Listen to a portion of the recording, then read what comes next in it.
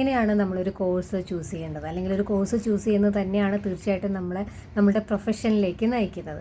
അപ്പോൾ അത് ഏത് രീതിയിലാണ് നമ്മൾ ചൂസ് ചെയ്യേണ്ടതെന്ന് നോക്കുമ്പോൾ നമ്മൾ പ്രധാനമായിട്ട് ശ്രദ്ധിക്കേണ്ടത് നമ്മളുടെ ടേസ്റ്റ് എന്താണെന്നാണ്. മിക്കവാറും നമ്മൾ പോകുന്നത് ഇപ്പോഴത്തെ ഒരു ട്രെൻഡ് അനുസരിച്ചിട്ടായിരിക്കാം, അല്ലെങ്കിൽ നമ്മളുടെ പേരൻസ് പറയുന്ന അതനുസരിച്ചിട്ടായിരിക്കാം, അല്ലെങ്കിൽ നമ്മുടെ ഫ്രണ്ട്സ് ചൂസ് ചെയ്യുന്നത് എന്താണോ അതനുസരിച്ചിട്ടായിരിക്കാം. അങ്ങനെ പലരും ആയിരിക്കും നമ്മളെ ഇൻഫ്ലുവൻസ് ചെയ്യുന്നത്. പക്ഷേ നമ്മൾ ശരിക്കും ശ്രദ്ധിക്കേണ്ട കാര്യം എന്താണെന്ന് വെച്ചാൽ നമ്മളുടെ ടേസ്റ്റ് എന്താണ്, നമ്മളുടെ സ്കില്ല് എന്താണ്, നമ്മളുടെ കഴിവുകൾ എന്താണ്, നമ്മളുടെ ഒരു വാല്യൂ സിസ്റ്റം, നമ്മളുടെ വിശ്വാസങ്ങൾ അതൊക്കെ ഒത്തുപോകുന്നതായിരിക്കുമോ, അത് ആ ഒരു കോഴ്സ് ചെയ്താൽ കിട്ടുന്ന ജോലി, അങ്ങനെ ഒരുപാട് കാര്യങ്ങളൊക്കെ ശ്രദ്ധിച്ചിട്ട് വേണം തീർച്ചയായിട്ടും നമ്മൾ കോഴ്സ് ചൂസ് ചെയ്യാനായിട്ട്. അതുപോലെ തന്നെ നമുക്ക് എന്ത് വേണം എന്ന് തീരുമാനിക്കുന്നത് പോലെ തന്നെ ഇമ്പോർട്ടൻ്റ് ആണ് നമുക്ക് എന്ത് വേണ്ട എന്ന് തീരുമാനിക്കുന്നത്.